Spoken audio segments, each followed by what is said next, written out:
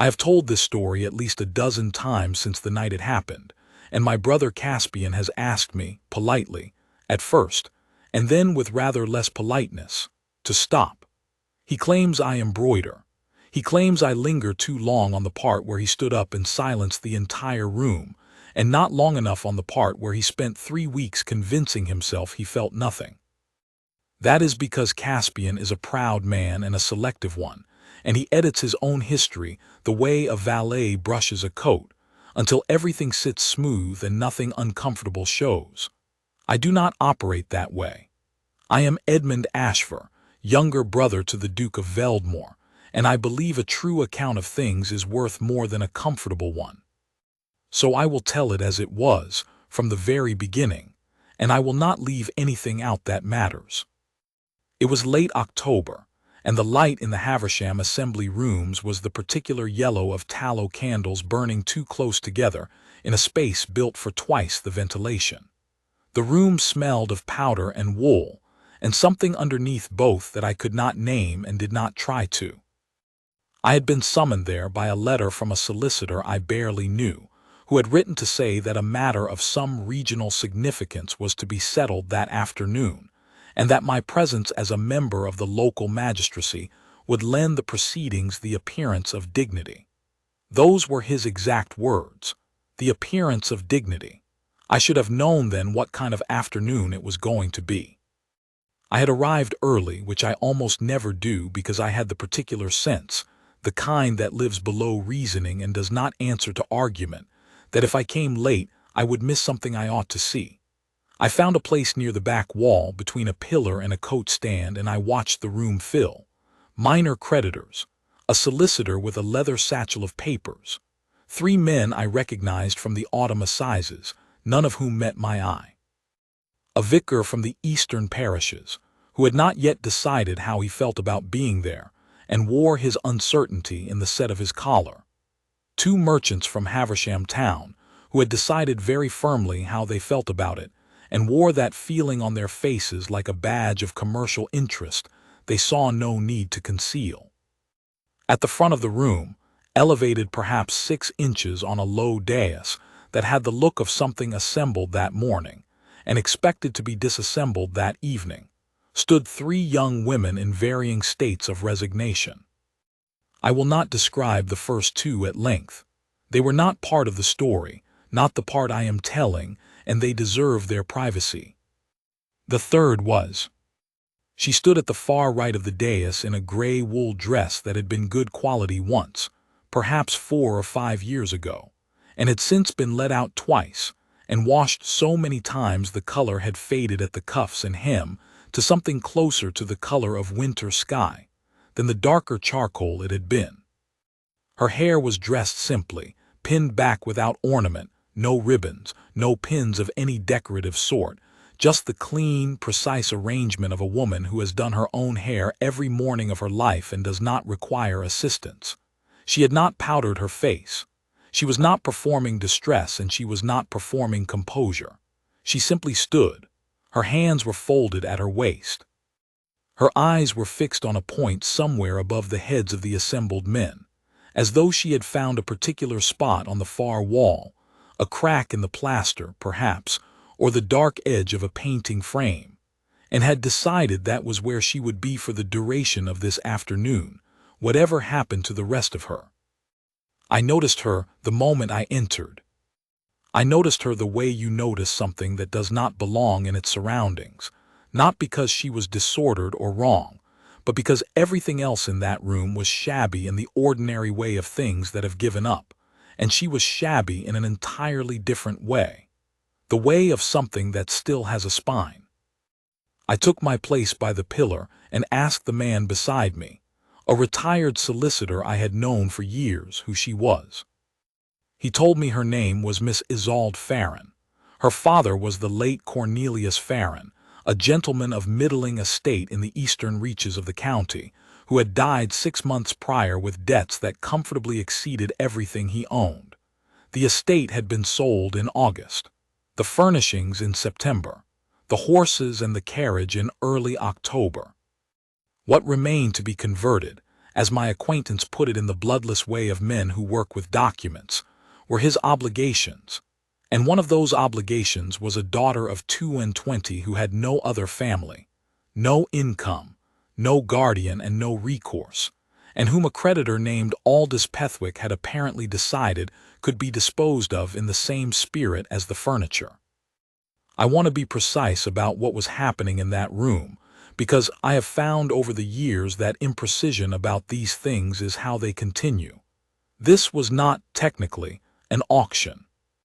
It was framed, in the papers, as a settlement of terms, a matter of finding a suitable marital arrangement for a young woman of good family who found herself without protection, with the associated transaction of debt forgiveness brokered as part of the settlement. Pethwick's solicitor had done a thorough job of dressing it in the appropriate language. What it was, stripped of the language, was a mechanism by which a young woman's future could be transferred to the highest bidder under the cover of propriety. The vicar from the eastern parishes had not yet decided how he felt about this. I had decided very clearly, and what I had decided was that something was going to happen that I would not be comfortable witnessing without first having sent a note. I sent the note before the proceedings began. I sent it to Veldmoor Hall, 4 miles east, by the stable hand I had brought with me for the purpose, because I had suspected when I set out that morning that I might want to send exactly this note. I told Caspian where I was and what was happening. I told him nothing else. I thought he should see it for himself. Pethwick opened the proceedings at 2:30. He was a fleshy, self-pleased man in an expensive coat, the coat of a man who is accustomed to being the most prosperous person in a room and wishes this to be visible. He outlined the terms with the brisk confidence of someone delivering a transaction he has completed many times and sees no reason to complicate. A settlement for the hand of Miss Farron. The funds generated would service the remaining balance of the Farron estate's debts. The successful bidder would receive in legal marriage the young lady in question, and whatever domestic arrangements he chose to make thereafter.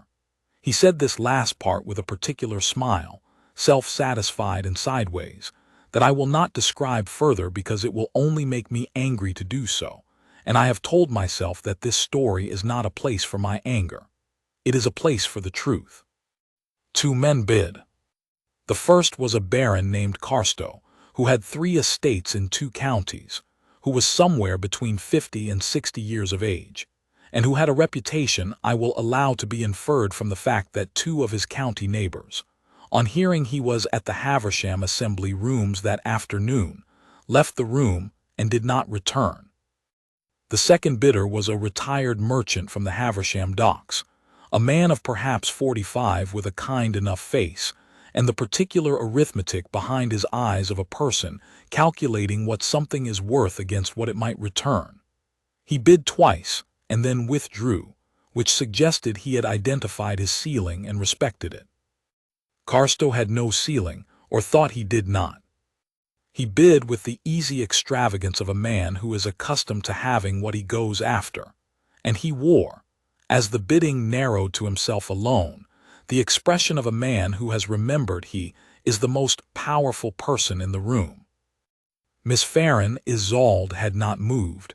She had not looked at Carstow. She had not looked at the merchant. She had not looked at Pethwick. Her eyes remained on their chosen point on the far wall, and her hands remained folded at her waist, and the only change I could detect from my position near the back was that her knuckles had gone very slightly white, not with fear, I thought, but with the particular effort of a person who has decided what they will and will not allow to be visible, and is keeping to that decision by will alone. It was at precisely that moment that the door at the back of the room opened. Caspian Ashford, the Duke of Veldmoor, did not make an entrance in the theatrical sense. He did not pause in the doorway. He did not allow the room to register him before he moved. He simply walked in out of the cold, in a traveling coat still carrying the dust of the road, his hair unattended from the ride, and he walked with the forward-moving certainty of a man who does not require acknowledgment and has never sought it. He was taller than most of the men in the room. He moved the way large. Very certain things move, not with hurry, not with performance, but with a kind of absolute intention that caused other people to step aside without quite deciding to. He came to stand beside me. He looked at the dais. He took in Pethwick and Carstow, and the room with its 40 assembled men, and its yellow candlelight, and its particular smell of wool and powder and commerce. And then he looked at the woman in the gray dress at the far right of the dais, who had not moved, whose hands were still folded, whose eyes were still on the far wall. He stood very still. This lasted perhaps 3 seconds. I am a man who notices things, and what I noticed was that my brother, who is a man of very consistent forward motion, who has never in my memory simply stopped in a room, had stopped. Not with surprise, not with calculation, with something else, something I could not immediately name, that lived behind his expression like a fire behind glass. Then he looked at me. I said nothing. I had sent the note without an explanation because I thought he should see it himself, and he had, and what he did next was his. I simply looked back at him, and he looked at the dais again, and he raised his hand. The room went very quiet. Pethwick blinked. He recalibrated quickly. You could see the arithmetic moving behind his eyes, and he said, in the tone of a man who has just understood that the afternoon is about to become considerably more significant, that he had the pleasure of addressing. "Veldmoor," Caspian said, "nothing else. His name, his title, stated in the way that only men who do not need to prove things state facts." The room rearranged itself. This is the only way I know to describe what happened, because it was not precisely a noise or a movement. It was a collective redistribution of something essential, as 40 men simultaneously understood that the Duke of Veldmoor, the most powerful man in this county and several adjacent ones, a man who could end a creditor's operation, a magistrate's appointment, a baron's social standing with a single letter, had walked into the Haversham assembly rooms in his road coat and raised his hand at a marriage settlement for a debtor's daughter. Carstow bid again. He was either braver or more foolish than I had credited him. The room went quieter still. Caspian doubled the bid. He did not hesitate. He did not look at Carstow. He was looking at Pethwick, with an expression that was not hostile and not cold. It was simply an expression of complete certainty, the face of a man who has made a decision and is waiting for the formality of everyone else to catch up. Carstow did not bid again. The silence in the room was of the particular sort that occurs when something has happened that everyone present understands is more important than the occasion they thought they were attending. Pethwick completed the transaction. Isolde turned her head. She was looking at Caspian, not at the room, not at Pethwick, not at the floor or her folded hands, at him. And the expression on her face was not relief, not gratitude, not the softness of a rescued person. It was the expression of someone who has been watching a locked door for a very long time and has just seen the lock begin to move, and has not yet decided whether to believe it, and is deciding very carefully, in real time, how much to give away. Pethwick confirmed terms, used the word secured, then looked between the Duke and the young woman on the dais with the undisguised interest of a man filing away a story. Caspian walked to the dais. He did not extend a hand in the proprietary way. He did not address the room. He looked at her, only at her, and he said, quietly enough that it did not carry beyond the two of them and me, who had moved forward to hear. "You are not obliged to go anywhere you do not wish to go. Whatever form suits you best, a separate household, a guardian appointed to your choosing, any arrangement at all, I will provide it without condition. You have only to say what you want." She looked at him. A long moment. Something moved across her face, not decision exactly, but the quiet that comes just before decision, when the mind has already finished its work and the rest of the person is catching up. Then she said, "I should like to go somewhere warm." A pause. And something crossed Caspian's face that I had not seen there in some years. Not a smile, but the near neighborhood of one, the place just adjacent where something would be if he allowed it.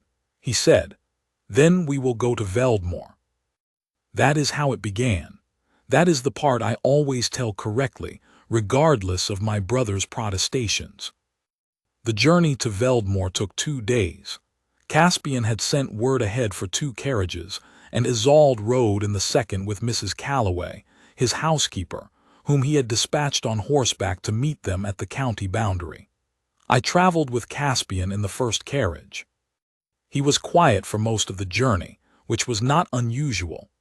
Caspian is not a talkative man in ordinary circumstances, and these were not ordinary circumstances, and so he was quieter than usual, which meant approximately 4 exchanges in the first 5 hours and a great deal of watching the hedgerows go dark. I asked him at one point what he intended to do. He said he had not decided. I asked whether that meant about the marriage, or about the legal arrangement, or about something else entirely. He said all of it, and would I please let him think. I said of course, and waited approximately 40 minutes and then said, "She held herself well." He said, "Yes." Another stretch of silence, then almost to the window, she did not look at Carstow once. I had noticed this too. I confirmed it. Most people, Caspian said, look at the thing they're afraid of. She looked at the wall. A pause. She chose where to put herself. She put herself somewhere else entirely, even in that room. I said, "That is a particular kind of strength." He turned from the window, looked at me, and then he said carefully, as though he was deciding how much to say while already saying it, "I knew her before today." I waited. 7 years ago, he said. I was riding back from Kendermore in late October, and my horse threw a shoe on the old eastern road, past Farron's Cross. I had outpaced the grooms by half a mile and had no one with me, and I was on foot in a part of the county I did not know, and I was, he paused, chose the word, not at my best. He had been in the first year after our father's death. I knew what not at my best covered for that period. There was a country fair at the crossroads, he said.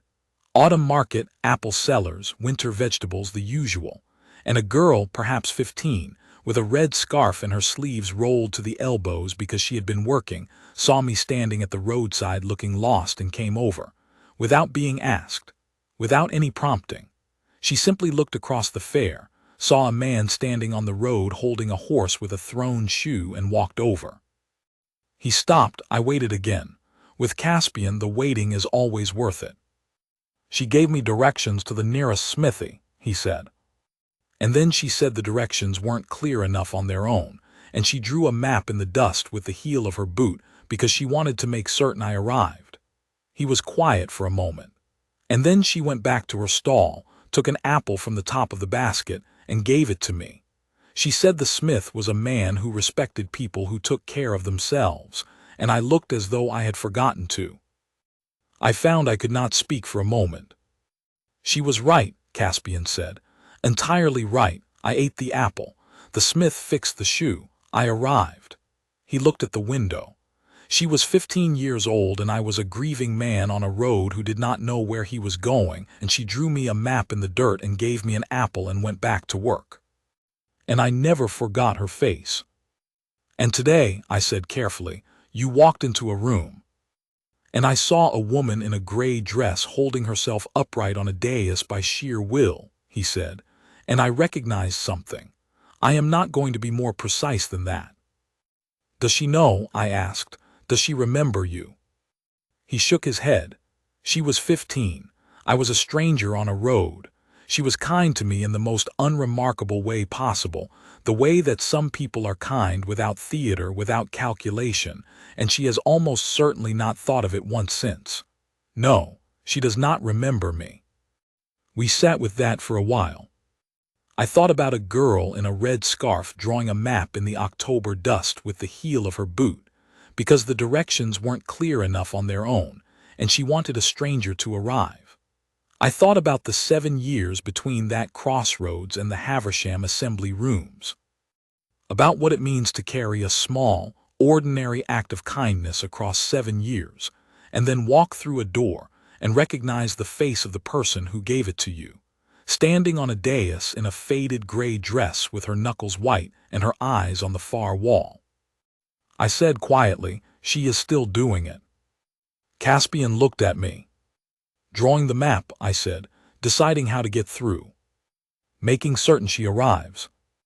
He turned back to the window and the darkening hedgerows moved past, and he did not say anything else.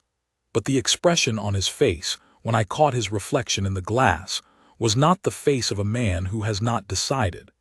It was the face of a man who decided some time ago and is only now admitting it to himself. Veldmoor in the last days of October was iron gray and beautiful, the great trees stripped to their architecture, the house itself honey-colored under low cloud. I watched Isolde's face when the carriage came over the hill and the estate opened below them. She looked at it for a long moment, the way people look at things they had not expected to find lovely. Then she looked away, as though she had caught herself taking too much in, and the looking away was careful and contained and entirely characteristic. I was beginning to understand, of the way she moved through the world. Mrs. Calloway received her at the door with the competent warmth of a woman who has managed a ducal household for 30 years and has opinions that would fill 3 volumes, all of them correct. She showed Isolde to the east wing, not the rooms below stairs that her nominal position at that moment might have suggested, but a suite on the first floor with a sitting room, a bedroom with a fire already lit, and windows that looked over the kitchen garden and the woods beyond. Comfortable, private, dignified. Caspian had arranged this without discussion, and Mrs. Calloway had approved of it without being asked. And when I passed the east wing corridor the first evening and saw the light under the door and heard, faintly, the sound of a fire being given more coal, I felt something settle in the house that I had not realized had been absent. The first week was quiet. Isolde did not idle, and she did not perform gratitude, and she did not behave like a guest or like a rescued person or like a woman who has been told she ought to feel fortunate and is trying to look the part. She simply became useful in the manner of someone for whom usefulness is not a posture but a habit. She found Mrs. Calloway on the second morning and asked what she could do. Mrs. Calloway, who I suspect was testing her in the particular way that formidable housekeepers test people who arrive in their households unexpectedly, produced the September household accounts and asked whether she could look them over. She looked them over.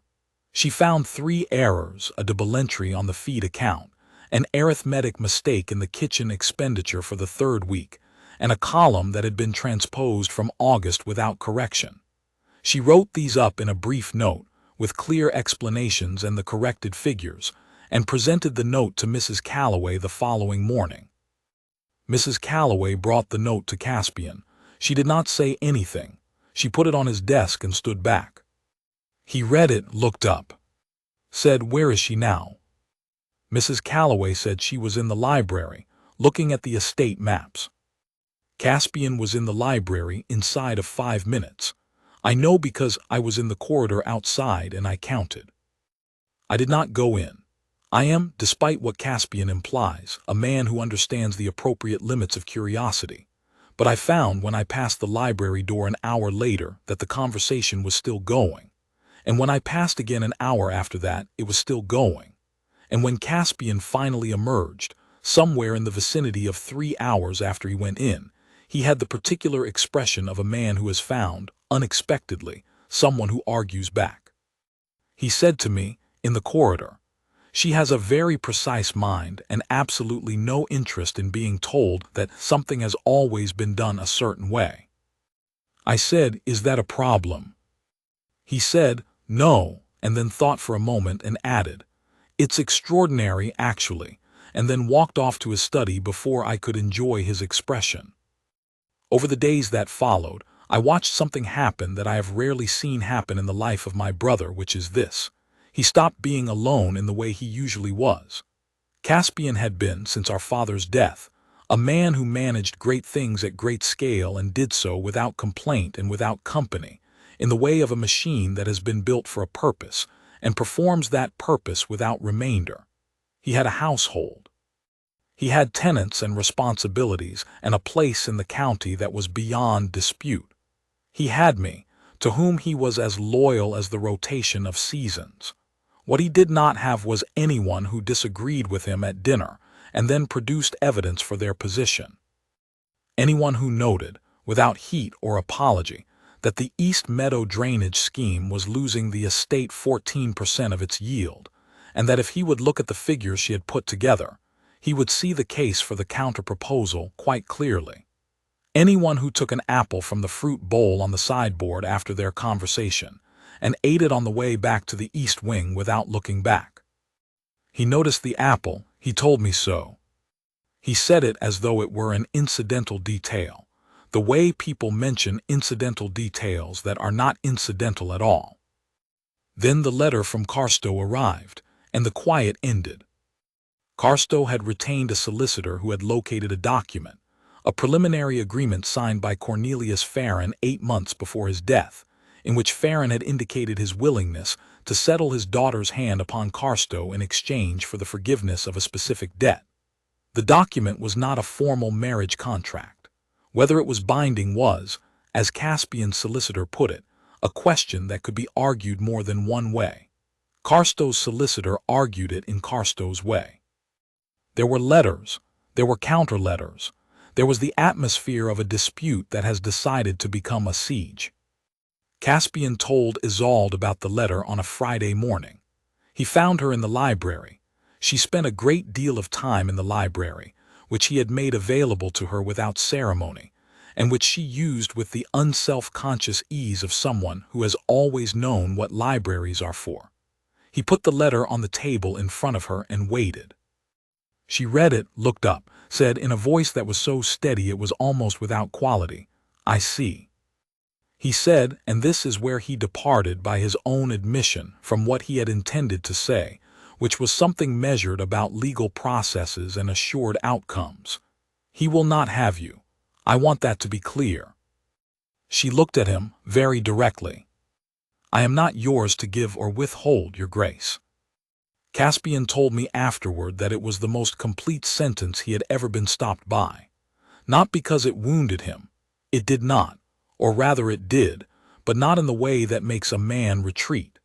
It stopped him because it was exactly right, and it had come from her without hesitation, without softening, without the apologetic hedging that women in her position were expected to deploy. It was simply the truth, stated plainly, by a person who had decided that the truth was what they were going to say. He said, "No, you are not, which is why I am not proposing to give or withhold you. I am proposing to ensure that Carstow cannot compel you. Those are different things. That distinction," she said, "may matter primarily to you." "It matters to me very much," he said, "because I have spent 3 weeks in this house watching you conduct yourself as though you have never once in your life expected anyone to simply tell you the truth, and I find I do not wish to be another person who doesn't." A long silence, the fire in the library grate, the October light through the tall windows. She said, "What are you proposing to do?" "Legally challenge the document. My solicitor believes the grounds are strong. The preliminary agreement was signed under duress, and a subsequent arrangement with a different creditor supersedes it. Practically, he stopped. I would ask what you want, not what is expedient. Not what serves the legal case, what you want." "What I want," she said with precision, "is not to be a property dispute." "Then tell me what to call it." She was quiet for a moment, and then she said, "Tell me the truth, not the legal version, not the version that is kind to me. Tell me what you actually intend." Another silence, longer. And Caspian, who had spent 29 years being the most feared man in 3 counties, partly by never being pressed and partly by never being asked directly for anything, looked at her across the library table and said, "I intend for you to stay, if you choose to." She looked at him for a moment that was, by any measure, longer than a moment. Then she said, "All right." The legal contest with Carstow lasted another 3 weeks. Caspian's solicitor, working with the archival records of the Farron estate, established that the preliminary document had been signed in the context of a specific and documented coercion. Cornelius Farron had been under threat of immediate prosecution when he put his hand to the paper, and had subsequently entered a revised arrangement with a different creditor entirely, an arrangement whose terms explicitly superseded all prior agreements. This was demonstrable. It was demonstrated. Carstow's solicitor contested it with the persistence of a man who is being paid by the hour and has been told not to concede. The matter went to the local magistrate. I attended in my capacity as the other local magistrate, and conducted myself with the perfect procedural correctness that the occasion demanded, and the hearing arrived at its conclusion by the mechanisms of evidence and law, and the conclusion was that Carstow's claim was not tenable. And then Carstow came to Veldmoor. He arrived on a Tuesday without announcement, with his solicitor and a further letter in a sealed envelope, apparently intending to present his case to Caspian in person. He was shown into the front drawing room. Caspian was in the estate office reviewing the winter harvest accounts. He was informed. He stood, put down his pen, and before going to the drawing room, before reading the letter, before any of the ordinary things, he went to find Isolde. She was in the kitchen garden. She had been spending time there in the late afternoons. She had opinions about the kitchen garden that she had begun to share with the head gardener, a man named Throck, who did not easily accept opinions from anyone and had, I gathered, begun accepting hers with a degree of respect that he expressed by bringing her seedling catalogues without being asked. Caspian came to the garden door. He said her name. She looked up from a row of winter kale. She had dirt on her gloves and a smear of it on her cuff. She looked at him and read his face, which was a face that had something behind it.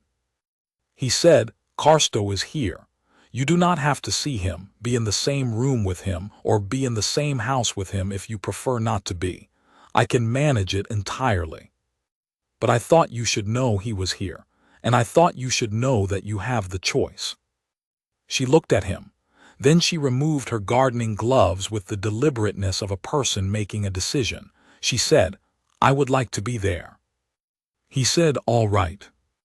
I was in the front hall when they came through from the garden, Caspian first, Isolde half a step behind him, with her plain dark dress and the smear of garden dirt still on her cuff, not because she had not had the opportunity to change, but because she had decided she would not, and I recognized the decision in the set of her shoulders. They went into the drawing room together. I positioned myself, with an entirely innocent expression, near the drawing room door. Carstow had prepared a speech. He produced approximately 1 sentence and a half of it before Caspian raised one hand, and the speech stopped, not rudely, not with theater, simply with the flat arrest of a man who has decided that the next words in the room will be his. He said, "I have read your letter. The legal situation has been addressed. You are aware that your claim was found not to be tenable." He said this with a quietness that was not cold and was not performed. It was simply level. "If you have a further point to make, I will hear it. If you do not, then I am sorry for your journey." Carstow looked at Isolde. He used the tone that men of his type keep for moments when they cannot win the argument and wish to damage the atmosphere instead. He said he was surprised to see Miss Farron looking so comfortable. Isolde said, "Are you?" He blinked. She said, "I am quite comfortable, thank you." And then she looked at him with an expression so completely, serenely uninterested, not contemptuous, not triumphant, simply absent of any concern for him whatsoever, that Carstow, who had spent the better part of 40 years being a large man in rooms and having his presence felt, found that he had nothing to add. He looked, for the first time since he had entered the house, like a man who has understood that the thing he came to intimidate has entirely failed to be intimidated, and does not know what to do with that information. He left, his solicitor followed. The carriage rolled away down the drive. The drawing room was quiet. Caspian looked at Isolde. She looked back at him, and something in her face had changed, or rather, Something had relaxed very slightly in the particular way of a person who has been holding something carefully for a long time and has just been told they can put it down. She said quietly, "Thank you for coming to find me first." He said, "Of course." Then after a moment, "You were extraordinary." "I was unimpressed," she said. "That is not the same thing." "In this case," Caspian said, "it is exactly the same thing." Something moved across her face. Not a smile quite, but the country just next to one. She said, "You should probably have that repaired," and nodded at the fire grate where a tile had worked loose at some point and was sitting at an angle. "Before winter." He looked at the tile. He looked back at her. He said, "Yes, I probably should." And that was that, in the way that significant things often resolve themselves, not with a declaration or a speech, but with a loose tile and a practical suggestion, and the ordinary warmth of two people who have begun to pay attention to the same things. He told her about the apple that evening. "I was not in the room." This is one of the very few parts of this account that I did not witness directly, and Caspian gave it to me once, quickly, in the library, 2 months after everything was settled, as though delivering it fast enough might prevent it from being as significant as it was. So I give it to you as he gave it to me, and I will not add anything to it, because it requires nothing added. He took her to the library after supper, because the county maps are very fine, genuinely worth seeing, old vellum sheets with the county drawn in a hand that has not been used for 150 years, and he had wanted to show her the eastern parishes, where the Farron estate had been, so that she could see where she had grown up on the same map as where she now was. He showed her. She was interested in the way she was always interested in things, which was precisely and without performance. And then he told her about October 7 years ago. The road, the thrown shoe, the country fair at the crossroads, a girl in a red scarf at a stall of winter apples who saw a man standing on the road looking lost and walked over, who drew a map in the dust with her boot heel because the directions were not clear enough on their own, who gave him an apple and told him the smith was a man who respected people who took care of themselves, and that he looked as though he had forgotten to. He told her he had never forgotten her face. He told her he had not expected her to remember him. She had been 15. He had been a stranger with a lame horse. It had been an ordinary kindness on a busy fair day, and he was under no illusion that it had registered for her the way it had for him. He told her he had wanted her to know because she deserved to know what she was from the outside. To know that a small, quiet act of attention she had performed without calculation on a road in October had stayed with someone for 7 years and had, in ways that are not entirely explicable by the ordinary logic of events, led him through a door and made him raise his hand. She was quiet for a long time. Then she said, "You rode 2 days and paid double for a woman you had never spoken to, because 7 years ago she gave you an apple." He said, "I would not put it precisely in those terms." She said, "How would you put it?" And my brother, who has never been easy with sentiment and has always preferred the single word to the paragraph, said, "I would call it correcting a mistake." She said, "You did not make a mistake." He said, "Not then. I made a mistake every October for 7 years when I was in this county and did not look for you." She looked at the map on the library table, then she looked at him, and she said very quietly, "You found me." He said, "Yes." That is everything he told me. He told it quickly, and then he picked up a book and began to read it, which is his way of closing a subject. But I have kept every word because it is true, and because truth is the only thing I have ever believed is actually worth keeping. The formal settlement was drawn up in December, not the instrument of a creditor's mechanism. A settlement entered into in full knowledge and full choice, by a woman who had been asked what she wanted and had been heard, and by a man who had spent 7 years carrying a small map drawn in dust and had finally understood what it was a map to. The ceremony was small. The county, which had observed the auction in October with varying degrees of appetite, and its aftermath with the uncomfortable awareness that the Duke of Veldmoor had done something they had not predicted and could not easily categorize. Observed the December ceremony with the more uncomfortable awareness that the Duke was looking at a woman in a simple white dress the way a man looks at something he has been, without knowing it, looking for 7 years. And that she was looking back at him with the expression of a person who has stopped bracing for the door to close, because the door has opened and she has walked through and found, on the other side, something she had not been certain existed. Pethwick was not there, Carstow was not there. The vicar from the eastern parishes was there, the one who had not decided how he felt about the October proceedings, and he conducted the December ceremony with the particular relief of a man who has found, finally, the thing he should have been doing all along. Mrs. Calloway sat in the first row and cried. She is a woman with very accurate feelings and does not waste them on things that do not deserve them. The young maid from the kitchen garden was there. Throck the gardener was there, in the back row, in a coat that had clearly been pressed for the occasion, which was the most significant possible indicator of his feelings about the match. I stood beside Caspian and gave myself instructions about sentiment that I managed with moderate success until he took her hand, and then I did not manage them at all, and I have never been particularly sorry about it. That was 3 years ago. It is 3 years ago, and Veldmoor in October is the most beautiful it has ever been. The apple orchard was Isolde's particular project in the first summer. She had views about its expansion, about the variety of stock, about the spacing of the trees and the management of the windfalls. And in autumn it smells of cold air and apples and the particular wood smoke that belongs to this house.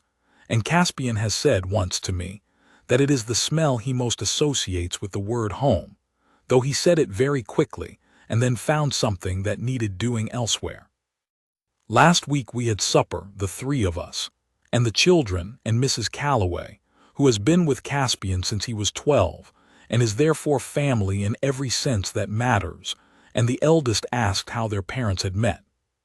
They are exactly old enough to want the whole story, and young enough to want it twice, and there is no better audience in the world. Caspian looked at Isolde. Isolde looked at Caspian. The look between them was the kind that belongs to people who have been through a particular thing together and arrived somewhere they had not expected, and find it, every day, still remarkable and still theirs. Then they both looked at me. "Your Uncle Edmund," Caspian said, "is going to tell it." I told it exactly as it happened. The yellow candles and the gray dress, the 40 men and the vicar who had not decided, the hands folded, the knuckles white, the eyes on the far wall, the door at the back of the room opening. The man in the road coat who walked in and stopped, and then raised his hand and doubled the bid and went to the dais and said, "You are not obliged to go anywhere you do not wish to go. The apple and the boot heel map, the accounts and the 3 errors and the library and the hours of argument, the kitchen garden and the gardening gloves removed with decision, the drawing room and I am quite comfortable, thank you, the map on the library table and the 7 years and the truth told plain, the tile and the grate, the white dress in December, and the hand taken and the look." Caspian said, when I finished, that I had spent too long on the part where he stood up. Isolde said, from across the table, that she thought I had spent exactly the right amount of time on it. The children wanted it again from the beginning. We gave it to them. Outside the windows, the apple orchard was dark and full and cold, and the candles on the table were the particular gold of things that are going to last. And in the morning, Caspian would be in the kitchen garden before breakfast, because his wife had views about the winter preparation that he had, 3 years in, developed views of his own about different views, argued over breakfast with the particular vigor of 2 people who find each other's opinions interesting. And this was the shape of the life they had made. Not from a contract, not from a settlement. From a map drawn in the dust with a boot heel on a road in October, because the directions weren't clear enough on their own, and she had wanted to make certain a stranger arrived. He arrived, 7 years late, but he arrived. And I have told it exactly as it was. There is more to tell about those first weeks, and I want to tell it because the story is not only made of its large moments. Large moments are the ones people remember, but they are built out of small ones, and the small ones at Veldmoor in November were, in their own way, the essential thing. The third morning after Isolde's arrival, I found her in the upstairs corridor outside the door to the portrait gallery, which was standing open. She had a candle. The November mornings came dark at Veldmoor, the house sitting low in the valley and the light slow to reach it. And she was looking at the portraits, specifically at the long row of Ashfur ancestors going back 200 years, men and women in the fashions of their eras who stared out of their frames with the particular confidence of people who were accustomed to having their likenesses taken and knew what to do with themselves in front of a painter. I asked whether I might join her. She said of course and moved the candle to include me. We stood for a moment in front of a portrait of our grandfather, who had been a ferocious-looking man in a powdered wig, and had apparently terrified everyone who met him and been, by all accounts I had collected over the years, a man of genuine warmth in private. I said something to this effect. She said, "They often are, I think, the ones who are frightening on the surface." I said, "Do you find Caspian frightening?" She considered this in the serious, unhurried way she considered most things. Then, "I find him contained. The way a book is contained. There is a great deal in it, but it does not spill. You have to open it." She paused. "I have not yet been certain whether I am permitted to open it." I said carefully, "I believe you are." She looked at the portrait for another moment. Then she looked at me. "You are his brother," she said. "You are telling me what you want to be true." "I am telling you what is true," I said. "The two things in this case coincide." She looked at me with an expression that was not skeptical and was not credulous.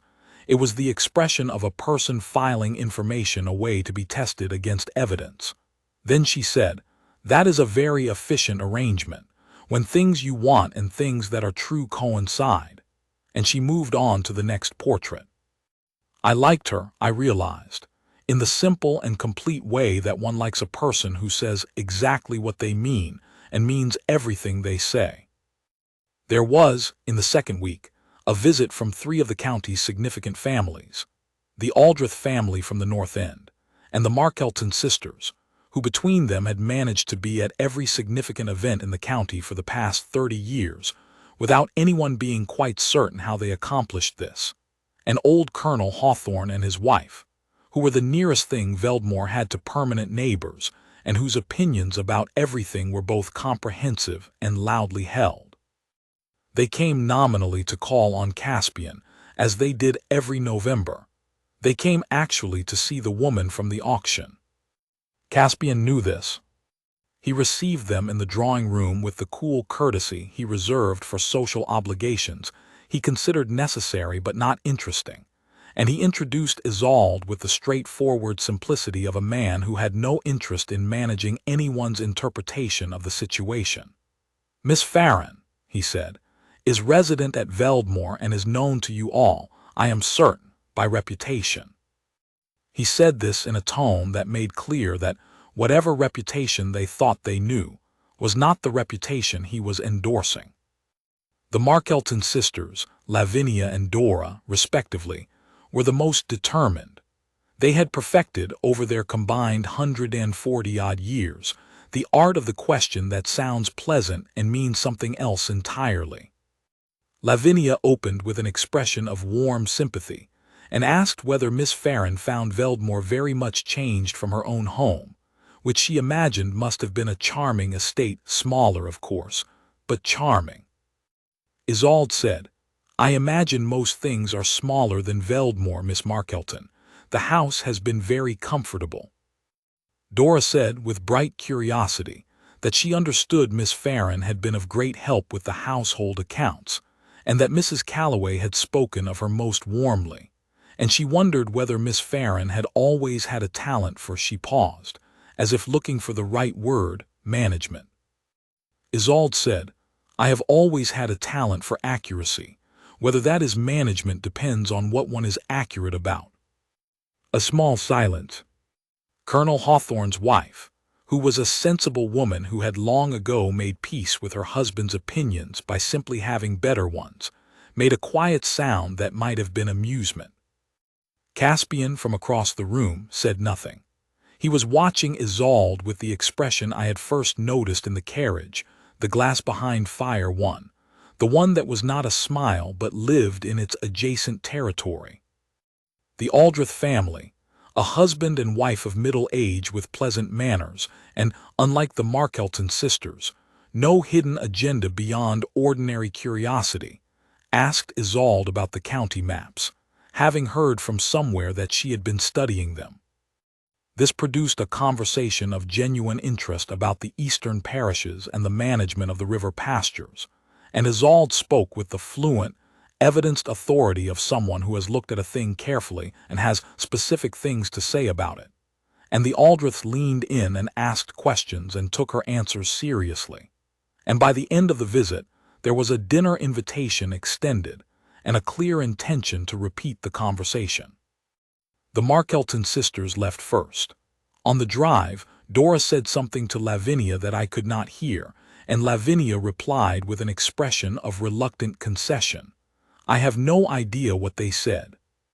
But I noticed that neither of them had managed to make Isolde look uncomfortable, which had clearly been the intention, and that this fact was apparent to everyone in the drawing room, and that Caspian had observed the whole of it without intervening, because she had not needed him to, and he had known she would not. When the visitors had gone and the house was quiet again, Caspian found Isolde in the library, where she had retreated directly after the drawing room, in the manner of someone returning to where they are most themselves. He said, "Are you all right?" She said, "Perfectly, are you?" He said, "I find social calls of that variety somewhat taxing." She said, "I noticed. You stood very still for a great deal of it. Like something deciding whether to be a statue." He looked at her for a moment, then he said, "That is extremely accurate." She said, "You could have intervened, with the Markelton sisters." He said, "You did not need me to." "No," she said, "but you knew that before I proved it. You were watching to see whether I wanted you to." Another pause, he said, "Yes." She looked at him with the assessing directness she brought to everything. "You pay a great deal of attention," she said, "for someone who appears not to." He said, "I have always found it more useful than the alternative." She picked up her book, then without looking up from it, "So have I." He stayed in the library for another hour. He told me this was because he had reading of his own to do, which was true, and I did not press him on whether it was the only reason, because I had learned by then that Caspian tells you the truth always, but sometimes only part of it, and that the part he does not tell you is the part he is still working out how to say. He was working it out. I could see it the way you can see a river working under ice, the surface still, the movement below it constant and inevitable. The letter from Carstow arrived 10 days later, and the river, as it were, reached the open. It is worth saying one more thing about what happened in the drawing room the day Carstow came, because I have told the broad shape of it, and I want to fill one detail in. After Carstow left, and after Caspian and Isolde had their exchange about the fire grate tile, and after she went back to the east wing to wash the garden dirt from her cuffs, Caspian came to find me. He came to the small sitting room where I had been pretending to read a periodical, and he sat down in the chair across from me, and he said nothing for a moment. Then he said, "She walked in with dirt on her cuffs." I said, "I know, I saw." He said, "She did not change. She did not prepare herself. She simply came in as she was." I said, "Yes." He said, "That is the most courageous thing I have seen in some time." I said, "Yes." He said, after another moment, "I intend to speak to the solicitor about the settlement next week." I said, "Good." He said, "You are not going to say anything further." I said, I have been waiting 3 years for you to decide to be happy, Caspian. I have a great deal of patience and very little more to add." He looked at me for a moment. Then he stood up and went to find the solicitor's letter, and that was that. "I want to add one more thing, because I promised a true account, and a true account does not end at the convenient place." In the spring after the December ceremony, the first spring, Caspian and Isolde rode out to the eastern parishes together. I did not go. It was not a journey that required a witness, and I knew it, and I made myself busy with a state business that could perfectly well have waited. They rode to the Farron estate, which had been sold in August and was now in the hands of a family from the north who were doing perfectly decent things with it. They did not stop there. They rode to Farron's Cross, where the old road from Kendermore meets the eastern road, and where there is still, in October and not in spring, a country fair, but where in the spring there is a crossroads with a wide verge of grass and a hedgerow coming into leaf, and the particular light of April in this county, which is green and very soft. Caspian told me about it in the library later, again, quickly, in the way of a man delivering a thing that matters. He said they stopped at the crossroads, and he pointed out the verge where the fair had been, and the road heading south to the smithy, and the approximate spot, as best he could reconstruct it, where a girl in a red scarf had drawn a map in the dust with her boot heel. Isolde dismounted and looked at the ground. The grass had grown over everything. There was no trace of any map, of course. She looked at it anyway for a long moment, in the way she looked at everything completely, without performance. Then she said, "I remember you." He said, "You don't have to." She said, "I remember you. Not your name, not who you were, but the horse, and a man on the road who looked as though he had lost something, not the shoe, something else." He was quiet. She said, "I thought about it afterward, not for years, not at length, but that evening I thought, I hope he arrived, and then I forgot, the way you forget ordinary things. But I thought it." Caspian told me this in the library once, and then he closed the book he was pretending to read and he said, "She hoped I arrived." I said, "Yes." He said, 7 years later, 40 miles from that crossroads, she walked into a room she had every reason to dread, and she held herself upright and she found a fixed point on the wall and he stopped. I said, "She arrived." He looked at me, and for the first and, I think, only time in my memory, my brother Caspian, the Duke of Veldmoor, the most feared man in 3 counties, had nothing further to say. He simply nodded once, and that was enough, and I do not believe I will ever see him more honest than he was in that moment. She arrived. After everything, the debt and the auction and the grey dress and Carstow, and the legal letters and the drawing room full of county neighbors with sideways questions, she arrived. They both did. That is the story, all of it as it was.